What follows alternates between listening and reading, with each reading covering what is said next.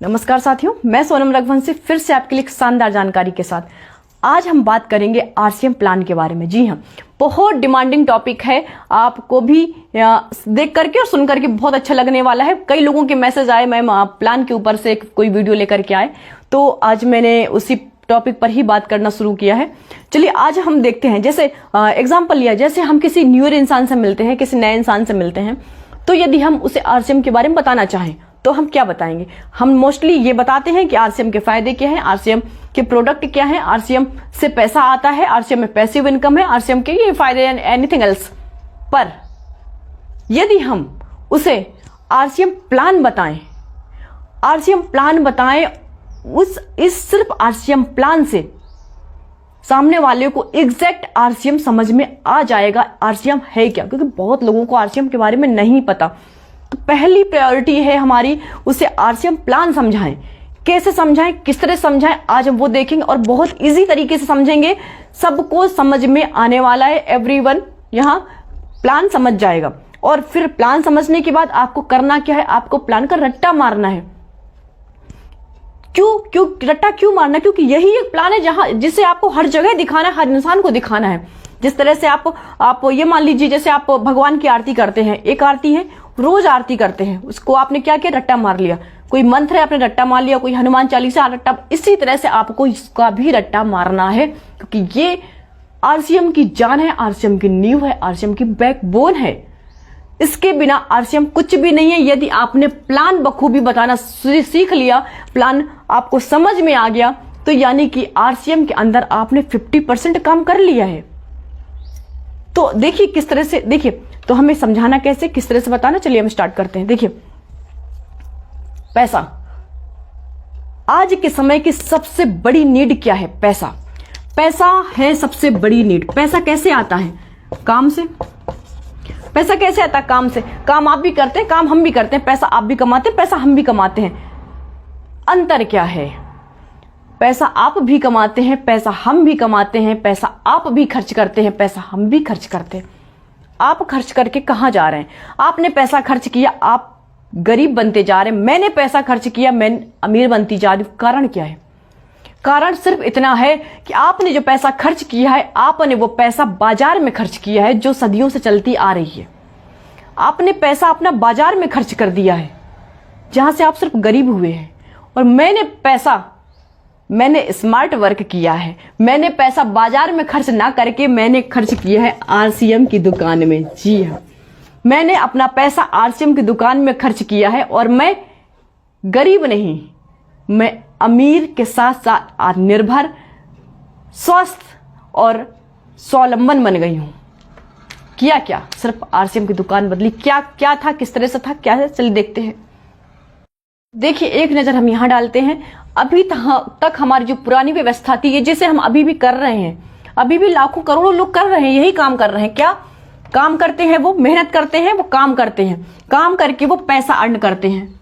सबको पता है, पैसा अर्न करके वो खर्च करते हैं, क्योंकि जरूरत का सामान, जरूरत का जीवन, अपना जीवन यापन के लिए उन्हें पैसा खर्च करना पड़ता है। खर्च कहां करते हैं? बाजार में। अभी देखिए, अब हम इसको थोड़ा सा और समझेंगे। सामान बाजार में खर्च करते हैं, बाजार से हम क्या करते हैं? सामान लाते हैं। वो सामान कहां बनता है? वो सामान बनता है यहां, फैक्ट्री में बनता है। फैक्ट्री में सामान बनता है, ये देती है सीएनएफ, यानी कि जितनी भी टाइप की जो एडवर्टाइजिंग होती है। मान लो इन्होंने यदि एक चाय का पैकेट बनाया है, तो चाय का पैकेट कस्टमर को कैसे पता चलेगा कि हमने चाय का पैकेट बनाया है? या कस्टमर को कैसे पता चलेगा कि इस नाम की चाय पत्ती ज्यादा अच्छी होती है? क्योंकि इनकी जैसी लाखों फैक्ट्रियां हम हिंदुस्तान में चल रही हैं। तो इन्होंने जो चाय का पैकेट बनाया है, वो कैसे बेहतर है, कैसे अच्छा है, कैसे उसकी जो अच्छाई है, जो क्वालिटीज है, उसके बारे में इनको कैसे पता चले? तो इसका काम करते हैं ये भाई साहब, सीएनएफ, यानी कि पूरा एडवर्टाइजिंग जो सेलिब्रिटीज का रहता है, या न्यूज़पेपर का रहता है, या टीवी में, रेडियो में, जिस भी तरीके से एडवर्टाइजिंग होती है, तो वो पूरा का पूरा रोल करते हैं ये। ठीक है, एडवर्टाइजिंग का काम करते हैं। अब ये सामान देते हैं डिस्ट्रीब्यूटर को। जो इन्होंने सामान बनाया, एडवर्टाइजिंग की, फिर उसके बाद दिया डिस्ट्रीब्यूटर को, उन्होंने दिया होलसेलर को, होलसेलर ने दिया रिटेलर को, फिर रिटेलर देता है कस्टमर को। समझ में आया? इनका सामान था, यहां तक पहुंचाने के लिए इतने लोग बीच में काम में लग गए। और ये काम में यूं ही नहीं लगे, ये कोई समाज सेवा नहीं कर रहे कि आपने भाई साहब सामान बनाया, मैं कस्टमर तक पहुंचाने का मैं आपकी मदद करता हूं, हम लोग मिलकर मदद करते, ऐसा नहीं है।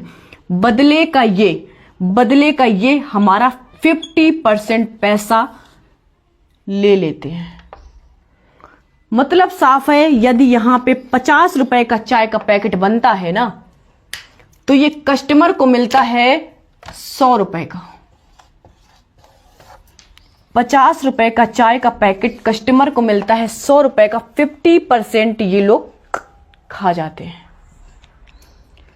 चीजें क्लियर हुई? कैसे खाते हैं? 20% तो इनका योगदान रहता है, 20% तो ये लोग मिल बांट के खा लेते हैं। कौन?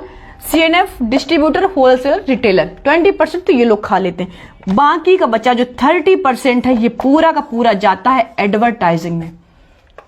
एक एड का कोई भी सेलिब्रिटी 15 से 20 करोड़ रुपए लेती है, तो किसी भी प्रोडक्ट पे 30% का खाना होता है एडवर्टाइजिंग का। बचा 20% वो ये लोग ले लेते हैं। कौन? रिटेलर, होलसेलर, डिस्ट्रीब्यूटर, ये लोग ले लेते हैं। तो वो लेते किससे हैं? क्या कंपनी से लेते हैं? क्या वो फैक्ट्री से लेते हैं? नहीं, वो हमारी जेब से लेते हैं। फैक्ट्री ने तो बना दिया 50 रुपए का सामान। ये फैक्ट्री ने जो 50 रुपए का सामान बनाया है, ये फैक्ट्री का मुनाफा भी फैक्ट्री ने जोड़ लिया है। फैक्ट्री को इससे कोई नुकसान नहीं। आप तो 50 के बदले 60% खाओ, 70% खाओ, फैक्ट्री को कोई मतलब नहीं। उन्होंने तो अपना मुनाफा जोड़ लिया, उन्हें कोई मतलब नहीं। बाकी की पूरी चर्चा तो यहां पे होती है। 50 रुपए का सामान हमको मिलता है 100 रुपए का। शायद चीजें क्लियर हुई होंगी। अब देखिए, सबसे खास बात तो अब आने वाली है। अब देखिए, कंपनी को एक चीज और समझ में आ चुकी थी कि यहां पर जो बीच के बिचौलिए थे, यानी CNF, मैन्युफैक्चर, जो डिस्ट्रीब्यूटर और रिटेलर, होलसेलर थे, उनकी जरूरत नहीं थी। कंपनी ने देखा कि यहां पे सिर्फ 2 लोगों की जरूरत है, एक तो बनाने वाले की और दूसरा खाने वाले की। तो जब बनाने के लिए कंपनी बैठी है, खाने के लिए कस्टमर बैठा है, तो बीच के बिचौलियों की जरूरत क्या थी?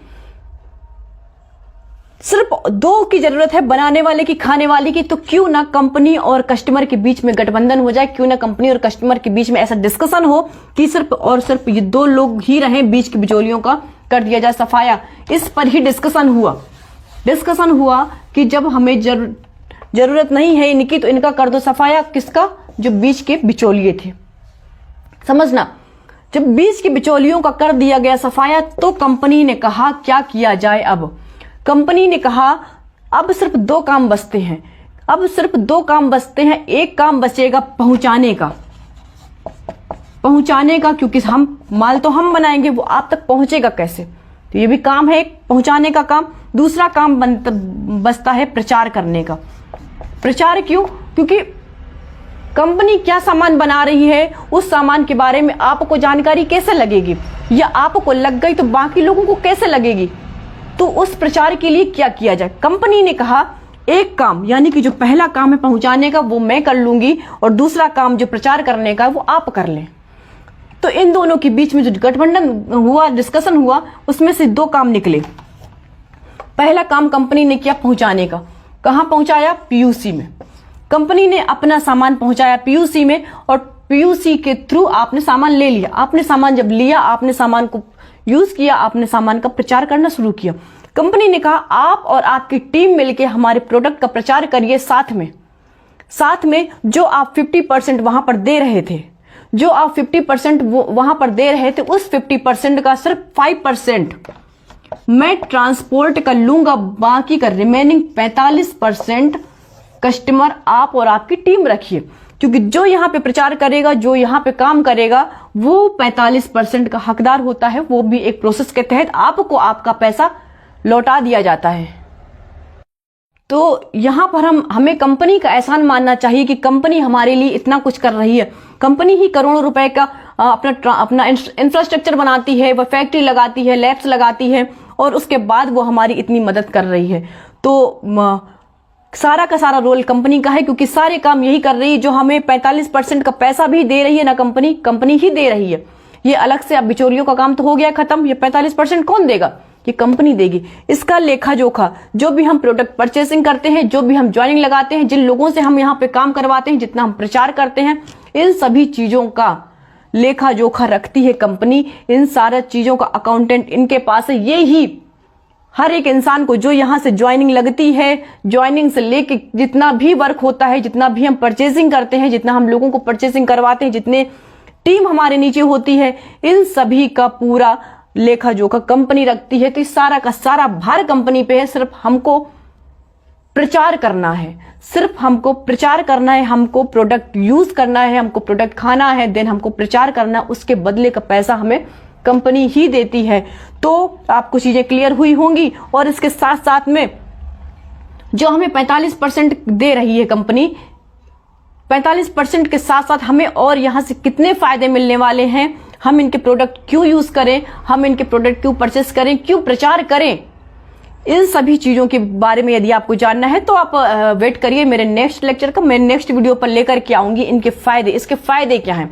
अभी तो हमने सिर्फ ये समझा आरसीएम का प्लान, क्योंकि वीडियो काफी लेंदी हो जाता है तो उसमें भी लोगों को कंप्लेंट्स आती हैं, मैम आपकी वीडियो तो काफी लंबे हो रहे हैं, तो मैं ज्यादा बड़ा ना करके मैं यहीं पे समाप्त करती हूँ। और उसमें आप देख पाएंगे इसके फायदे क्या है और किस तरह से, किस प्रोसेस के तहत ये 45% पैसा हमारे अकाउंट में आता है। चलिए तब तक के लिए धन्यवाद। Thank you so much.